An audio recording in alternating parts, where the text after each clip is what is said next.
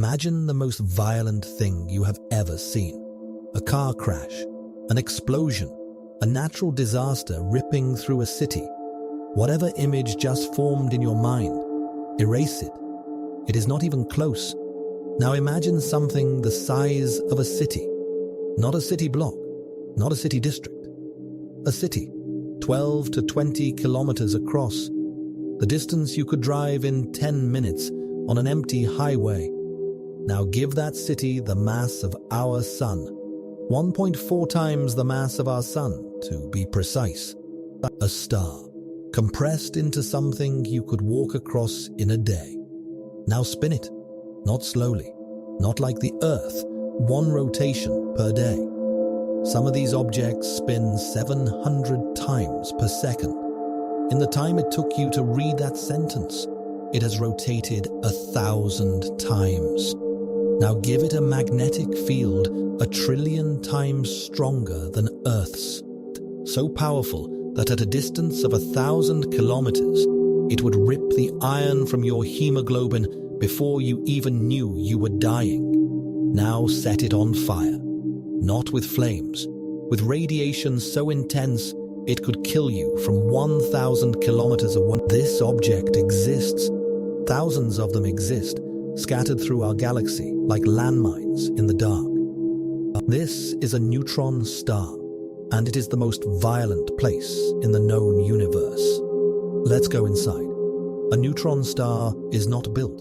It is forged in catastrophe. When a massive star, 8 to 20 times the mass of our sun, reaches the end of its life, it runs out of fuel. The nuclear fire that has been holding it up against gravity for millions of years goes out, and gravity, patient and merciless, does what it has been trying to do all along. It crushes the core. In less than a second, a quarter of a second, in some cases, the core of a star that is larger than our entire solar system collapses to the size of a city. The density becomes so extreme that electrons are literally forced into protons, combining to form neutrons and neutrinos in a process called neutronization. The neutrinos flood outward through the star in a pulse of energy so intense it carries more power than our sun will emit in its entire 10 billion year lifetime.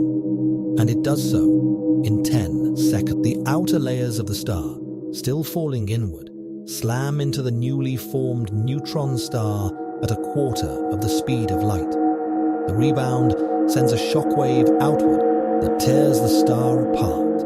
A supernova, one of the brightest events in the universe. And left behind in the wreckage, spinning furiously from the angular momentum of the collapse, a neutron star, born in the most violent event short of a black hole, spinning like a top, radiating like a furnace, magnetized beyond anything else in the known universe, and dense, inconceivably, impossibly, almost offensively dense. A single teaspoon of neutron star material weighs approximately 1 billion tons. Not 1 billion kilograms, 1 billion tons. The weight of a mountain, concentrated into a volume smaller than a sugar cube. If you somehow extracted a teaspoon of neutron star and brought it to Earth, it would fall straight through the planet. It would not stop until it reached the other side. Then it would fall back. It would oscillate through the Earth, back and forth, until it settled at the center. And then it would sit there, a mountain's worth of mass in a speck invisible to the naked eye, slowly consuming the planet from within. That is what a neutron star is made of. And we have barely started. If you could somehow stand on the surface of a neutron star, and you cannot, for reasons we are about to make extremely clear, here is what you would experience. First, gravity. The surface gravity of a neutron star is approximately 200 billion times stronger than Earth's. Your body, assuming it somehow survived every other lethal condition, would be flattened to a layer thinner than an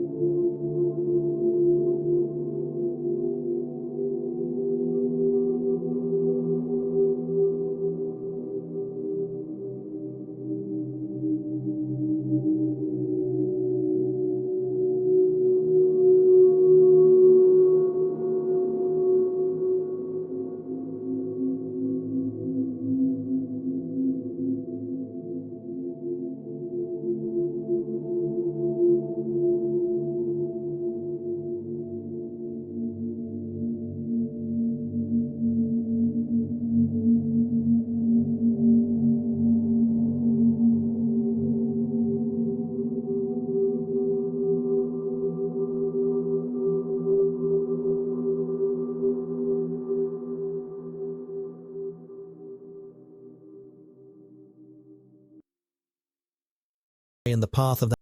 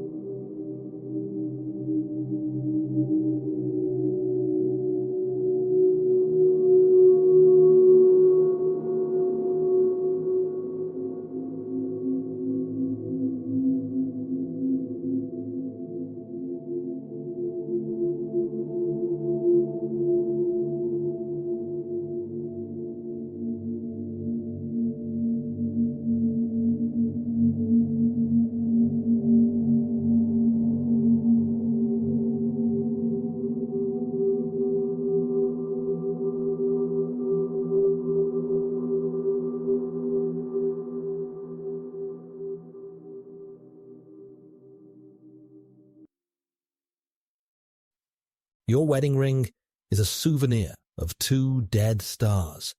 There is a limit to how massive a neutron star can be. Beyond approximately 2 to 2.5 times the mass of our Sun, as the pressure of neutron degeneracy, the quantum mechanical force that holds neutron stars up against gravity, can no longer resist the inward crush. Gravity wins. The neutron star collapses further into a black hole. This means there is a specific mass threshold, a knife edge, in the universe above which no stable object can exist. You cannot have something more massive than the maximum neutron star, but less massive than a black hole. The physics do not permit an intermediate state. It must be one or the other. A neutron star is the last object in the universe that has an interior, a surface, a structure. Anything more massive and that structure collapses into a singularity, a point of infinite density, where our equations stop producing answers at all. A neutron star is the final form of matter before matter ceases to exist as we understand it. It is the very edge of physics, the last solid thing before the void, and it is held together by nothing but the stubbornness of quantum mechanics refusing, by the narrowest margin in the universe, to surrender to gravity. It is the most extreme stable object that can exist. More extreme is impossible. More extreme is a black hole. We tend to think of violence as a human scale thing. Wars, disasters, accidents. We measure destruction in lives and buildings and square kilometers. A neutron star recalibrates that entirely. Here is an object that was born in the most energetic explosion our galaxy experiences. That spins hundreds of times per second. That has a magnetic field capable of dismantling atoms from 1,000 kilometers away, and that contains superfluid quantum matter in its interior, possibly free quarks at its core, and a crust so hard it only breaks in events that release the energy of 1,000,000 nuclear bombs per centimeter of movement. It manufactures gold in its death. It keeps time better than any clock we have ever built. It was the first object to confirm Einstein's gravitational waves were real.